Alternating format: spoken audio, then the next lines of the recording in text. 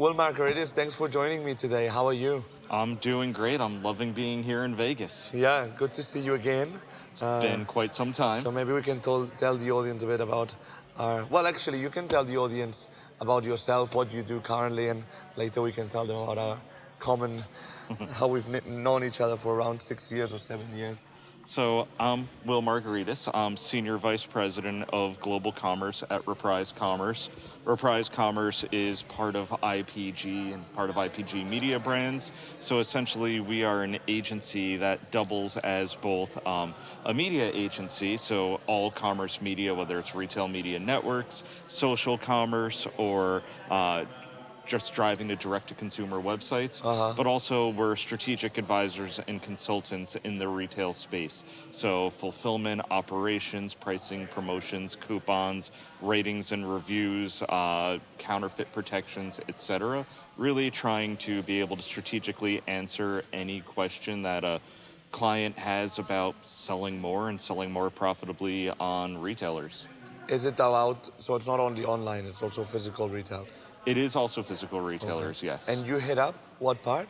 So just global commerce. So essentially, it all sort of rolls up into my team, which is we do have that media division, which is huge, and then also the strategic consulting. Very cool. So we're here at Shoptalk in Vegas. What have you come here for? Came here in part to build relationships and continue just meeting with some of my partners and understanding sort of what their roadmaps are, but also came here to see a lot of new innovations. So walking the floor and shaking a lot of hands and meeting people and seeing what everyone else feels like is up and coming in retail and commerce, and what the next trends are going to be and what the next roadblocks are going to be, and who's building the right solution to get past them. Interesting. So, by the way, just addressing the topic on how we met each other. So I tried to headhunt you a couple of times in the past. Twice. One back when I was at L'Oreal. Yeah, you were working to find me a new role. Exactly. And then for another role, is of course I tried to build relations for the long term. And we were lucky enough to meet in New York 2 years ago. So it's been quite exciting to see you again. We're on a good track of like seeing each other on a recurrent basis. So That's, again, what these conferences are great for, yeah. right? It's walking down the halls. It's a little bit of a who's who of people that you've worked with or at least had meetings with. And it's a friendly face at every turn. But also it's a reminder of how small this industry actually is. Yeah, no kidding. Yeah, Peter Bond from the CPG Guys podcast, our counterparts in the US, was telling me that it's like a big high school reunion for him.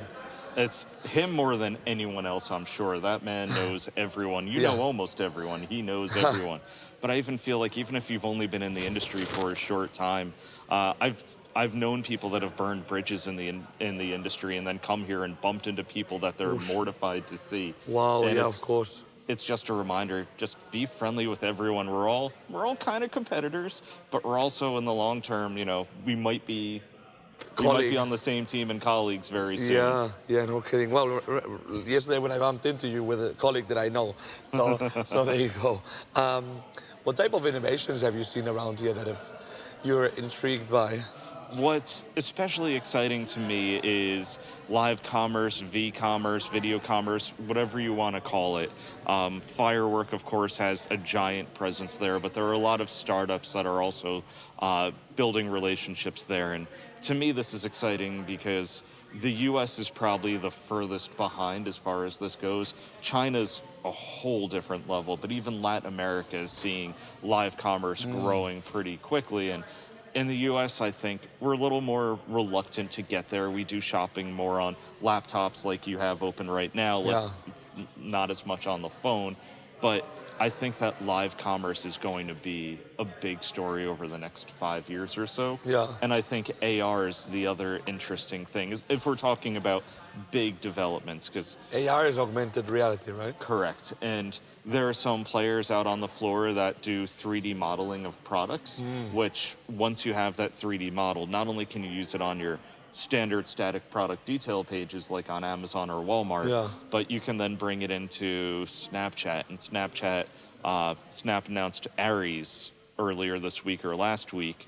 AR Enterprise Suite, I think it's called. It's a brilliant acronym. Yeah. it's all about taking the AR technology they have and uncoupling it from the app so that you can put it onto your retail site. And this is Interesting. exciting for me because if you've worked with one of the other partners or a company like my own and you have the 3D assets, it's easy to get it up there. And if you're a site, you can now let people use their cell phone to try the products on, see which colors look good for you. But beyond that, it also measures you so that you can reduce returns and people Wow. can buy the right size So you're telling me that literally you can grab your phone, somebody else can like point at you with a dress or whatever and see how it looks on you and see what size fits you and best. see what size fits you. That's crazy. So when I was at Luxottica, we were working on AR try-on for sunglasses, and there were some good solutions out there, but it's fun walking the floor here and realizing that what we were hoping to happen and trying to get to happen back then is now sort of available for everyone through some of these But companies it's still here. not like common, right? It's not common yet, but if we're back here in 2 years, I think you're going to find a lot of people have made purchases through Yeah. something like this. You haven't mentioned AI, by the way. It's like a miracle that you haven't mentioned artificial intelligence. So AI is going to be a fun one, right? I think we still haven't figured out where it's going to make changes for us. Yeah.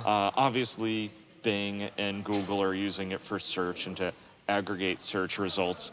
I like using it just to play around and ask it to write me a 2-act play, picking 2 random characters like, the Terminator and SpongeBob SquarePants or whomever, That's and just seeing what it does. Mix. I think where we're going to see the biggest changes, again, getting back to product content. I don't know if you saw, but there's now another AI where you type out a scene and it actually creates an entire scene, a video scene for you. We're not far Wow. off where On video? Video. Wow. We're not far off where if you're launching a new product, you just go onto AI and you type what you want it to be, and instead of doing a $20,000 photo shoot of people using your product, you sit there for an hour or two, and people that really know how to use this AI can create all of the text you need and all of the images you need without ever leaving a room. Wow. That's where I think AI is first going to impact a lot of the retail brands here. In the like visual. Exactly. In the product content, I think it's just going to make that a lot easier for entry-level brands. And Amazon's releasing their own studio stuff at Unboxed. So Amazon's trying to democratize it. But I think AI is going to leapfrog that, and it's going to be, no matter who you are, you can have excellent images on your product detail pages just from using Midjourney and ChatGPT. What's Midjourney? It's the one of the image AI tools out there right now. If you haven't played with it yet, it's the first I think 15 or 150, something like that, are free. It's just fun to play around and ask it to make ridiculous things. My wife is a huge fan of armadillos, and I just used it to create armadillos the size of Godzilla playing frisbee on the beach, and it gives it to you. It's just, wow, it's fun. It's interesting. Well, first of all, I didn't even know that existed, and secondly, that was not a reality. What, a year ago, 2 years ago? I never assumed it would have happened this quickly. It feels like 2023 came in, or I guess it was the halfway point of last year, but we've gone from AI being this thing that you talk about sort of loosely, and is it going to be cybernet or what's it going to be? And now all of a sudden, we can use it at the tip of our fingertips. Yeah. I used to work at Epic Games, and I worked with a gentleman named Chris Perna that did the art direction for Epic. And that was a very manual process. If you follow Chris on Instagram, he's just every day putting up dozens of photos of, they're gruesome AI generated art, but he's a video game designer. This is his wheelhouse. It's the type of work that I can't speak for him, but I'd imagine he puts out a year's worth of work every day just based on what he's doing on AI generated imagery. And it looks like a human hand was so heavily involved. Wow, interesting. On another topic, so I just had a conversation for another podcast that will be released at due time, probably at the same time as yours, with a guy called Simeon Siegel, who's like a retail analyst, very interesting. We're talking about like wholesale versus retail and direct to consumer and so on. Where do you think that the industry is in this journey? I mean, we can focus more on like retail first, Hmm. maybe later bring it to CPG as well. So we were talking about like how in 2019, like retail was a bit like vilified to a Hmm. point. Then in 2021, like the likes of Nike wanting to go like full direct to consumer, and then now them going back to like working with wholesale, right? So, well, what's your take on this So dynamic? my first belief is that as a brand, you should be in as many outlets as possible, Yeah, unless you're one of the elite few. And let's be honest, Nike is an elite few. yeah. Nike's commerce ecosystem is unreal. I don't know if you use the sneakers app, but I've used it in the past. I'm not wearing a pair from it right now, but I do have a pair of university blue Jordans that I bought off of it. And Nike's something special where they've actually completely made it possible for people to get access to impossible to access shoes Yeah, in a way that 10 years ago you had to be in a city and wait in line. Now you have a chance to get it through the app. So you can be a kid living in Iowa and still have access to as good access to those shoes as anyone else. So it hasn't diluted the brand but made it yeah, more popular. For other brands though, I think there's no reason not to be on Amazon. I don't think any brand is too good to be on Amazon. There's no reason not to be working through your wholesalers. And if your price point is right, if the economics work, and if there's demand on your website, there's no reason not to also do direct to consumer. It's a lot of asterisks on direct to consumer. yeah, You do see brands try to get involved in it that shouldn't, but I think it's a good way to own data on your consumers to have yeah. that first party data. I think the most nimble brands right now are trying to find their way to blend all of that together. Huh. And importantly, tell the same story across it. And I keep making the joke that omnichannel was a dirty word in 2019, and now Yeah, it's the buzzword. But it is have an omnichannel approach with omnichannel messaging, omnichannel content, and most importantly, omnichannel measurement. So you actually understand consumers are going to be finding out about your product on Instagram and then reading reviews on Amazon and then looking at other sizes and colors or what yeah, have you on your website and then ultimately purchasing in store. Being able to facilitate the consumer doing all of that and nudge them to maybe purchase in certain places that are most profitable for you, but measure wherever they purchase and know how each of those channels has influenced each other. That's really, I think, what 2023 is going to be about for brands is really starting to nail that down and build their roadmap to be break down the walls, break down the silos, and go omni-channel across, like you said, wholesale, retail, marketplaces, direct to consumer, and brick and mortar. uh huh. What about CPG? CPG's a fun one, and I'll stick with grocery because I've been working with a Yeah, couple of yeah, that grocery works. brands now, and grocery is near and dear to me because number one, we eat these brands. There's nothing you're more passionate about than what you consume, Yeah, but it's also one of the most difficult, I think, e-commerce brands.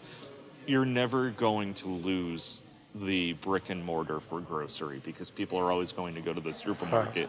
What's become interesting to me now, though, is a lot of these brands are realizing that commerce or e-commerce specifically is it's margin dilutive, right? Because it used to be, let's just take a pack of cookies. It used to be the consumer had to go to the store, walk into the store, pick up that pack of cookies, put it in their cart, and then pay for it and drive it home. Now consumers are doing click and collect, which means they are paying for that online site, or the brand has to pay for it. The brand has to pay for the advertising on it. There's someone that actually has to go pick it up, put it in the bag. So there are a lot of additional costs involved in this for literally that exact same bag of cookies Yeah, that the consumer was going to buy. So I think a lot of grocery brands are starting to realize, and all CPG brands in general, but especially grocery, when they shift to e-commerce, it's not necessarily an incremental purchase, but it is a purchase with a lower profitability. Yeah. But if they're not engaging in that, then instead of it not being an incremental purchase but still a purchase, it might be a purchase for a competitor. So it Yeah. becomes about share. And I think the other story of 2023 is going to be brands like that trying to flip the switch from e-commerce growth as the main KPI to profitability becomes an important KPI, and they're trying to turn all of those e-commerce sales that possibly they were funding and essentially buying sales in the past to now being profitable sales. Interesting. Well, next time I see you, which hopefully will be very soon, we'll have to continue the conversation. Thanks for joining. Absolutely. Thank you for having me, and it's great seeing you as always.